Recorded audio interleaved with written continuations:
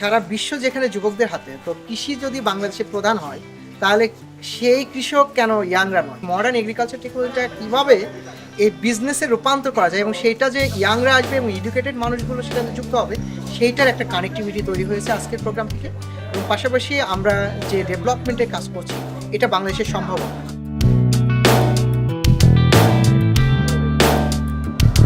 তরুণ উদ্যোক্তা গিয়ে যে জায়গায় স্ট্রাগলটা করে সেটা হচ্ছে তার প্রোডাক্টের বিপণনে বা মার্কেটিংয়ে।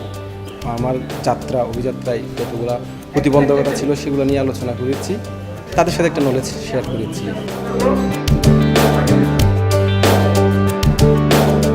বাণিজ্যিকভাবে কফি উৎপাদন শুরু হয়েছে।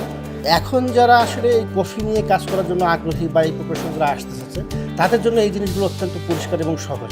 আমরা যে স্ট্রাগলটা করে এসেছি, এটা তাদের আর করার কোনো প্রয়োজন নেই, কারণ তারা এখন সব ধরনের সুযোগ সুবিধা এবং সব ধরনের সাপোর্ট আমাদের কাছ থেকে পাবে।